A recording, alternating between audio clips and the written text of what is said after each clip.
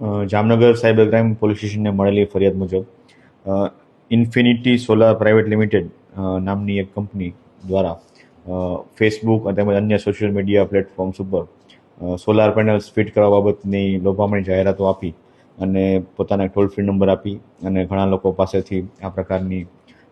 રકમ solar panel fit કરવા બાબતની રકમ જે વસૂલવામાં આવેલી હતી, પરંતુ આ પ્રકારનું કોઈ પણ કાર્ય એમના દ્વારા કરવામાં આવતું નહોતું.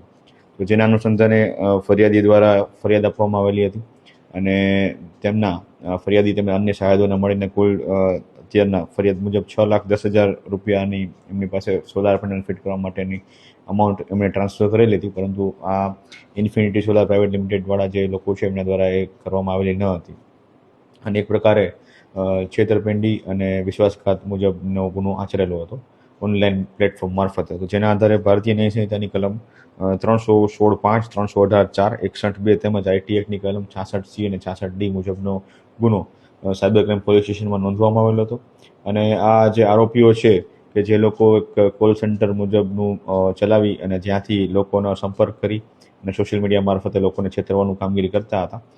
તો એ પાંચે આરોપી જેમના નામ છે હિરેનભાઈ નથાલાલ લાઠિયા, ચેતનભાઈ અશોકભાઈ પાણખાણીયા, રાહુલભાઈ રાજેન્દ્ર ભટ્ટ, અભયભાઈ જીતેન્દ્રભાઈ પરમાર અને રામજી કમોદસિંહ લોધી, આ પાંચે આરોપીની જામનગર ખાતેથી અટકાયત કરવામાં આવેલી છે અને આગળની કાર્યવાહીમાં તે પોલીસ રિમાન્ડની કાર્યવાહી હાલ ચાલુમાં છે. આ જે રકમ છે એ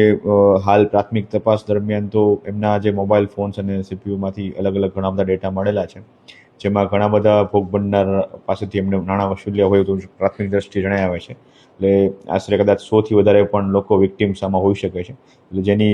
જે કિંમત છે ભોગ બનનારની એ તમામ લોકો જ્યારે સાયબર ક્રાઇમ પોલીસ સ્ટેશનનો સંપર્ક કરે તો એના દ્વારા આપણને જાણ મળી શકે એવું છે. તો જેથી પ્રજાજોગ નિવેદન પણ છે કે જો આ પ્રકારની કોઈ સ્કીમ દ્વારા આપને પણ જો ભોગ બનેલા હોય આમાં, તો આપ સાયબર ક્રાઇમ પોલીસ સ્ટેશનનો સંપર્ક કરી શકો છો. હાલ પ્રાથમિક તપાસ ચાલુ છે.